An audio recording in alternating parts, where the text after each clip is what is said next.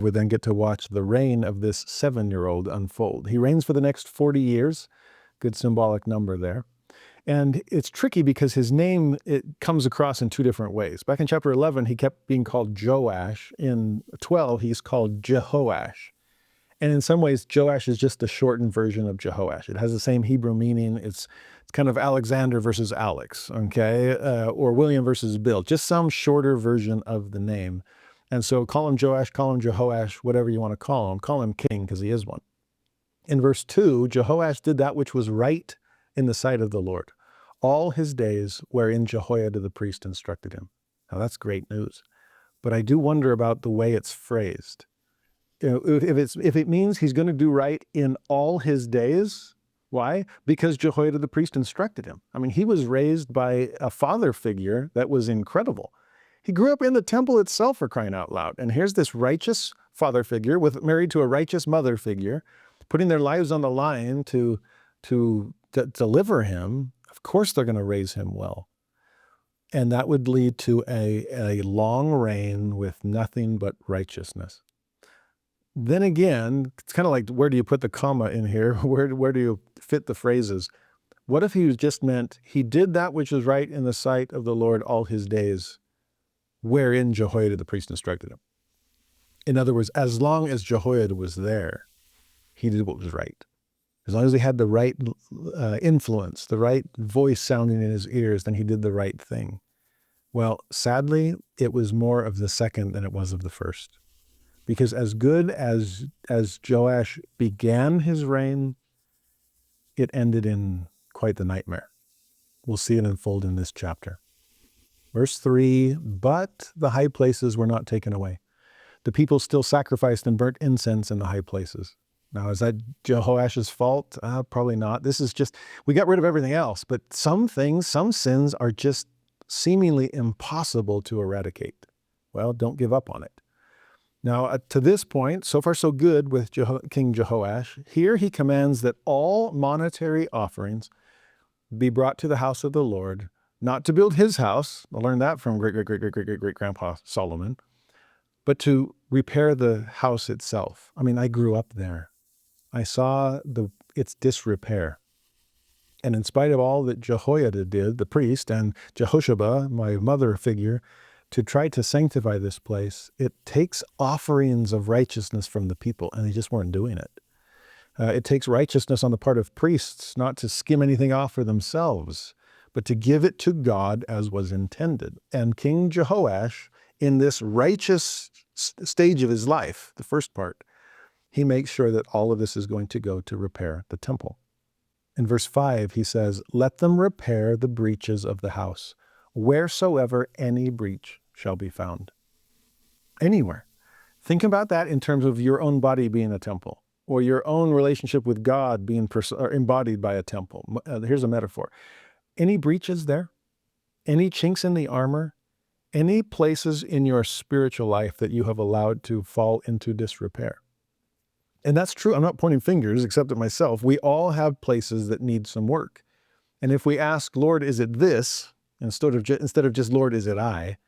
Then the Lord will typically point out some of those breaches. Elder Maxwell taught that. Lord, is it this? It's a great question to ask. He actually said, you'll probably have confirmed that you knew what it was for a long, long time. Well, wherever you find these, let's fix these.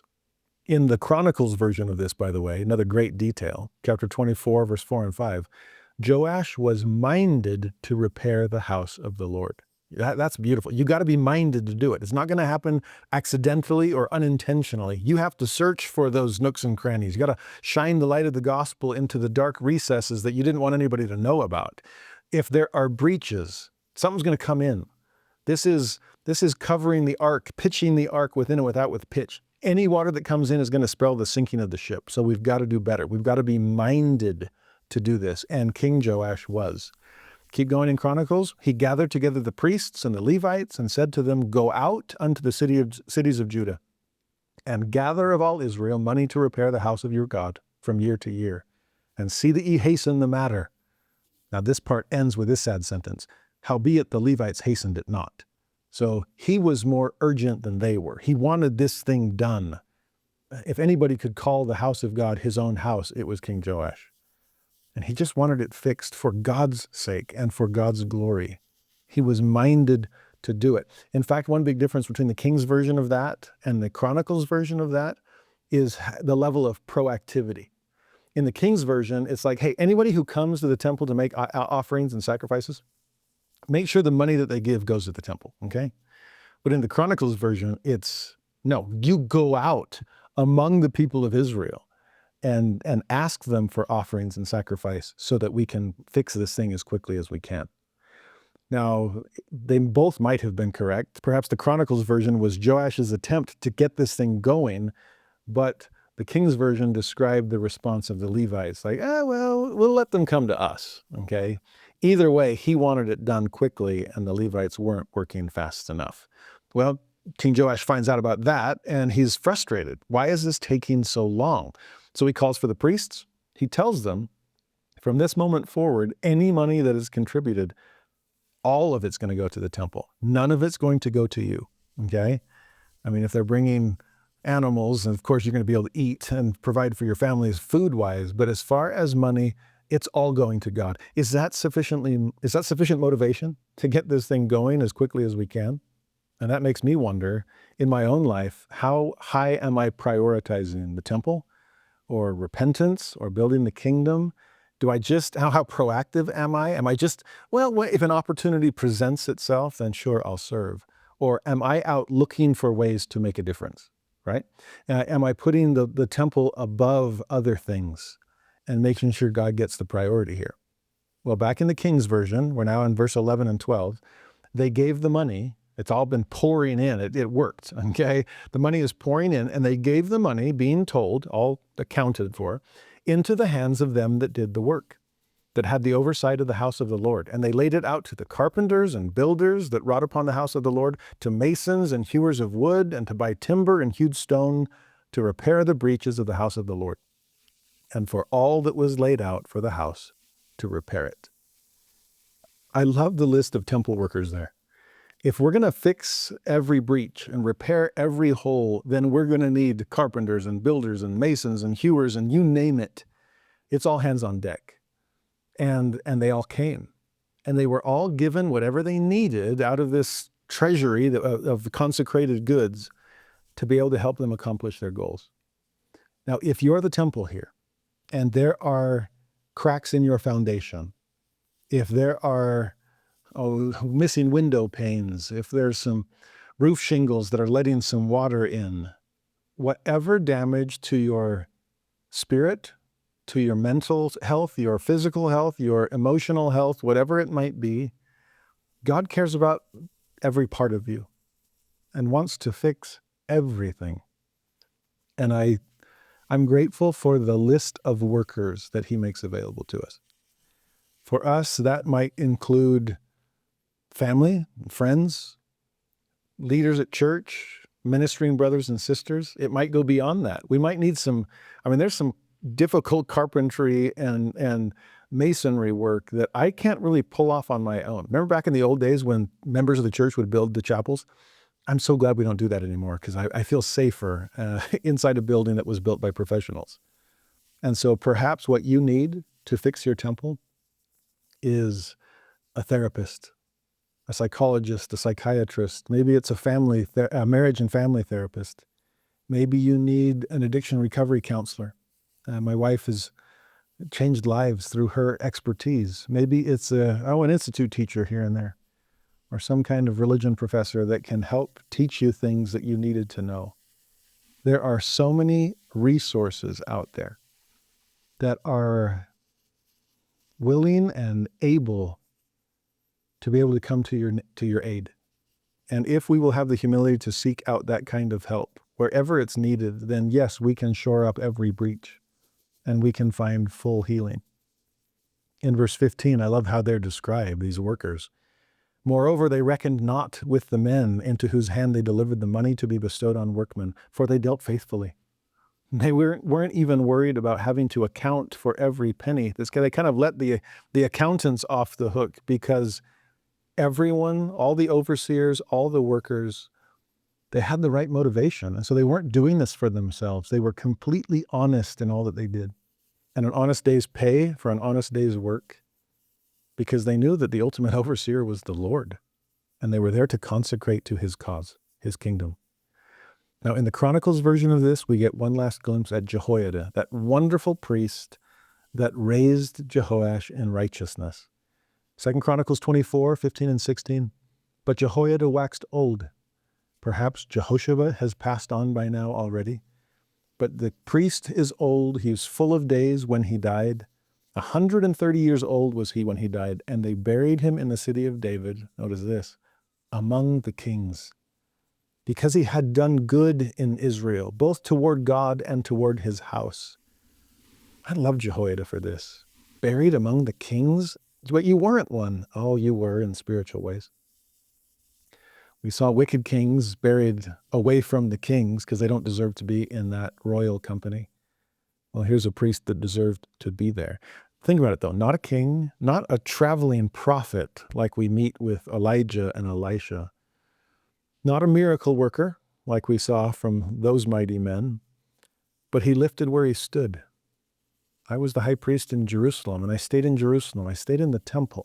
I had zeal toward the temple and did good where I thought I could do the most good.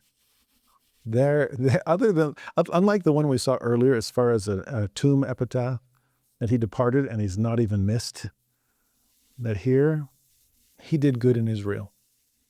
I hope that that can be said of each of us. Because if it can be, if we simply did good in Israel, even if no one knows our name, then we will be found among the kings when the Lord comes. Well, by the end of Jehoash's reign, the Syrians now attack. They're always up to no good. He sends them tribute, just trying to maintain the peace in any way that he can, didn't want to go to war. It did avoid war, but some of Jehoash's servants, they either didn't like that, no, we should have fought, or we shouldn't have given away our treasures. They end up conspiring against King Jehoash, and they kill him. And his son Amaziah takes his place on the throne. And in the king's version, that's all we get. We're kind of left with that confusion of why would they conspire against him? He was so good. He was amazing. He from 7 years to 47 years, he's reigning in righteousness, just like Jehoiada the priest taught him. Oh, wait a minute. Remember when we had that confusion about where do we put the comma? Was he righteous his whole life because of Jehoiada's teachings, or was he righteous as long as Jehoiada's teachings were influencing him? And what did we just see? Jehoiada died. And then attacked by the Syrians, and then was conspired by his people. Well, this is where the book of Chronicles comes to the aid of the book of Kings. Because Kings doesn't give us any of those details, but Chronicles does. So go with me to chapter 24 of 2 Chronicles and see the rest of the story. Verse 17 and 18. Now, after the death of Jehoiada, so you've just lost your righteous father figure. After he was gone, then came the princes of Judah and made obeisance to the king. Then the king hearkened unto them, and they left the house of the Lord God of their fathers and served groves and idols, and wrath came upon Judah and Jerusalem for their trespass. See what just happened in those verses? He traded out a righteous influence for a wicked one. This is actually a lot like Rehoboam, and this is still the same family tree. When Rehoboam says, forget the old men and my father's counselors, what do the young men say? And at some point in this story, Jehoash loses the influence of Jehoiada and replaces it with these princes of Judah, people that kind of want to, let's go back to the old way where we were getting rich, and now everyone's contributing to the temple instead of enriching our coffers. So let's change some things and let's leave the house of the Lord and go do things to idols instead. The idols don't ask as much of us, so there's more for us to keep.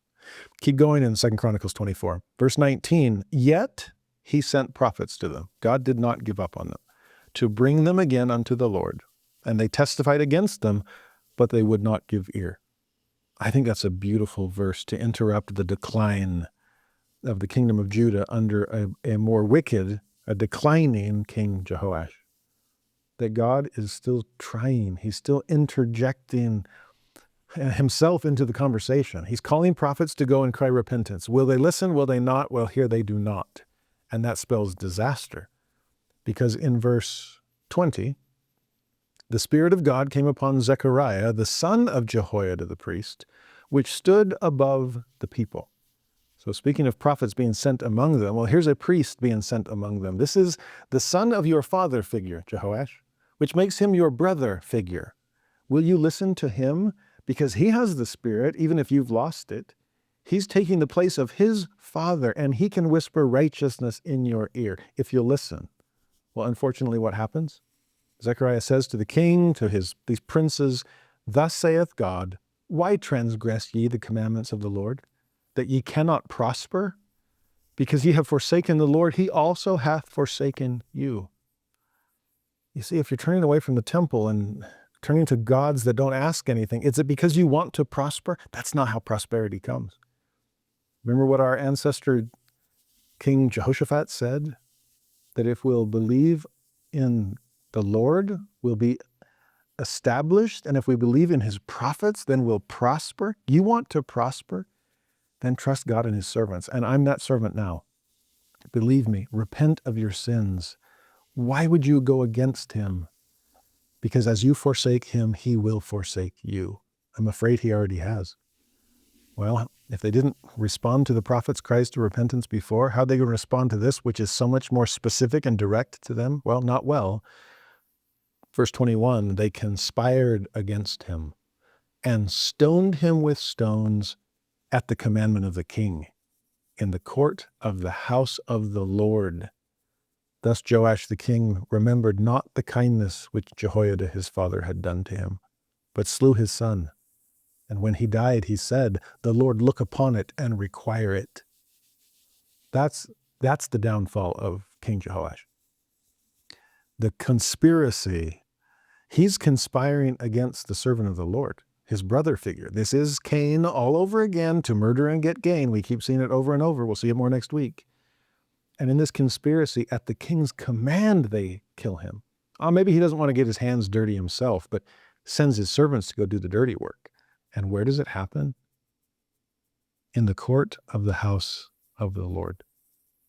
The place where he grew up, and most likely grew up right alongside Zechariah. And for him to die there, when his own father made sure that Queen Athaliah's blood wasn't shed there, this is sacred space. But now the man that was spared from Athaliah is shedding blood of the family who spared him. Again, this is tricky because of all the different names, but if you can slow down and try to make sense of it and connect the dots and see the relationships and how this all unfolds, this is a haunting story of a downfall of what could have been and would have been, should have been such a righteous king. He had everything going for him, and then he fell. And like Zechariah said to him, his dying words, "The Lord will see all of this. He will require it of you." And sure enough, he does. That helps explain what we saw in the king's version, that for some unknown reason, his own servants conspired against King Jehoash and killed him. Well, this helps us understand why. He went from repairing the temple to desecrating it. He went from honoring God to fully forsaking him. And because he conspired against the righteous, I don't know if they were righteous or wicked, but others conspired against him. Oh, you sow the wind, you will reap the whirlwind. We've seen that a time or two as well.